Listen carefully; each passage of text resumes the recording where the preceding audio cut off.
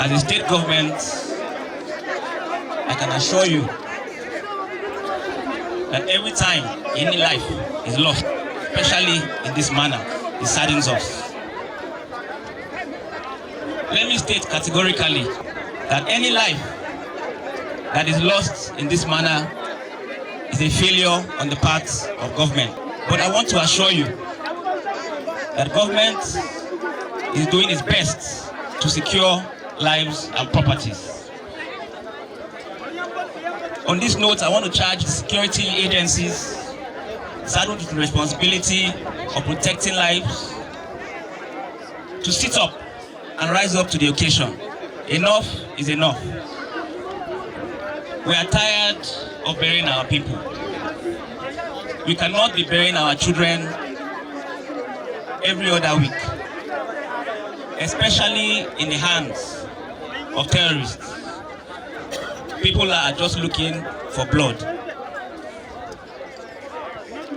We call on the federal government to do more, to partner with the state government to see that these killings end once and for all. I have heard many people talk about be careful at night. What we want is to be able to roam our own lands that God gave us without fear of being killed at any time. Why shouldn't we be able to go out any time that we want? After all, in other countries, people can wake up at 2 a.m. and go to their destination and come back home safely. Why not here in Nigeria? Why not here in Ladi? Why not here in Fann District? We want to roam our lands freely, without fear. We want to sleep with our 2 eyes closed. And until this is done, we will not rest. We can't keep on burying our loved ones and our children and the future of Plateau State. And this thing that is happening is intentional. They are targeting our young people so that Plateau State will not have a future. But God is more than them. And God will vindicate us. And Fann will rise, Ladi will rise, Plateau State will rise. We will never be taken by the enemy. Our lands, any land that has been taken from us will be recovered. When the corpses are in the grave, 2 or 3 will be open. And I want the world to know we are not putting empty coffin in the ground. Nigerian government have already handed us over to terrorists by saying there is no genocide. So now the terrorists are busting. So they are really working to send more of us in the grave. They have gone to America through Ribado, the NSA, with their team to water down that there is no genocide so that they will continue to kill us in silence. And I know the world is not stupid or coward that will say they don't know what is happening. Rather, the Nigerian government, Ribado and his team, they look stupid before the whole world. Yes.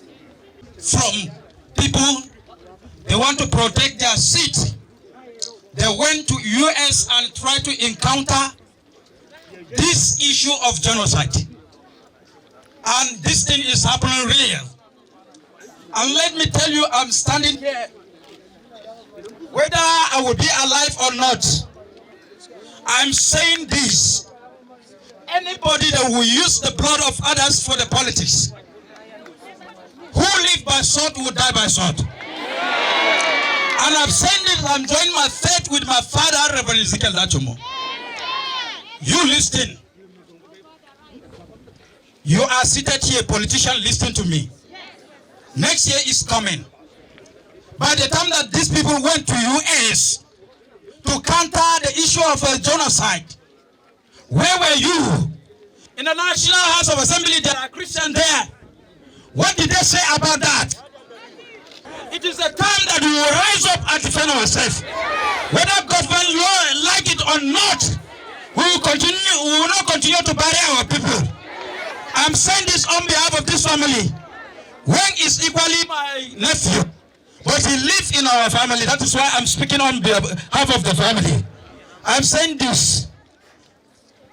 Please, let me tell you, we will not continue to do mass burial. We will rise up and defend. Witnessing the mass burial of our very own young people that I believe have a brighter future. People that are not beggars. People that were living independently in feeding their homes. Today, they have been pushed by terrorist elements to the land beyond. Nobody came to console with us. We are forced to console ourselves.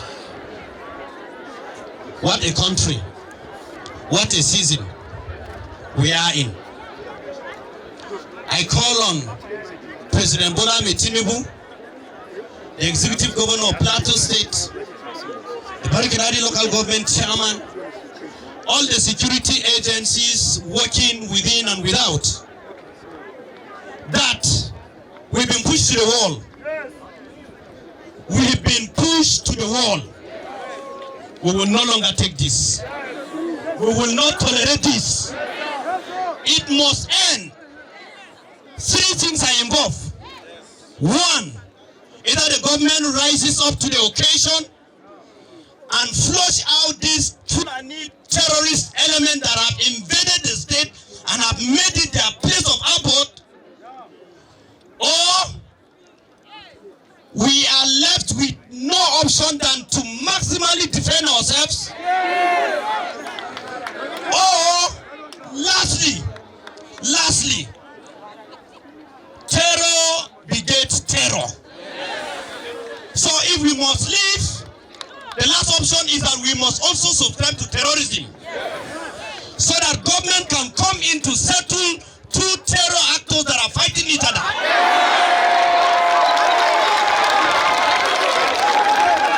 Our politicians, this is not time to play politics. This is time for our survival. And if we must survive, sirs, I beg on you, bury whatever political affiliation and sentiment you have, and let us unite. The terrorists don't know whether you are an APC, PDP, APGA, and APC. All they know that you don't deserve to live. And some of us have been declared to be eliminated.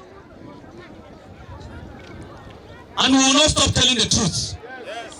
Jesus, who is the most authority person, said, if you don't have a sword, sell your coat, buy one. Yes, sir. And in the Plateau, if you don't have what you defend yourself, sell your land, buy one. And listen carefully. Earlier I mentioned in Hausa and I want to mention it in English. When we want to go for our mining activities, whether in the morning or in the night or in the midnight, let's imbibe the wisdom of Nehemiah.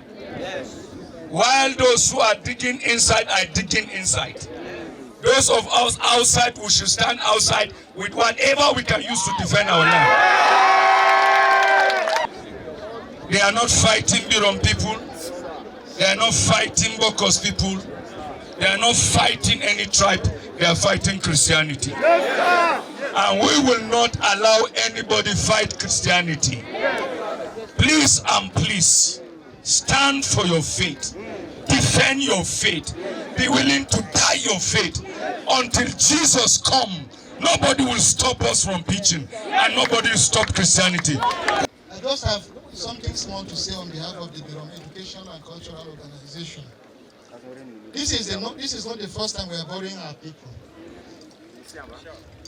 And one thing I want us to know is that the federal government that took 4 hours to quell a coup in a foreign country has abandoned us since this thing started in 1934.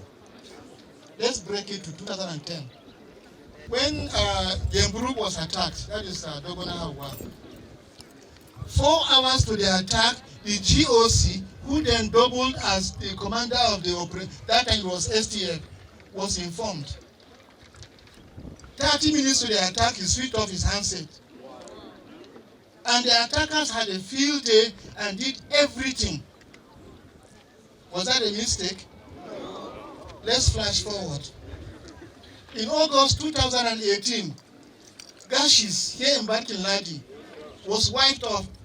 In fact, the plan was to wipe Gashis district out of the map of the world. On Friday, the then Operation Safe Haven withdrew all his officials, all his men from Gashis. We didn't know what was happening. They knew what was going to happen. From that Friday to Sunday evening, the terrorists had a field day.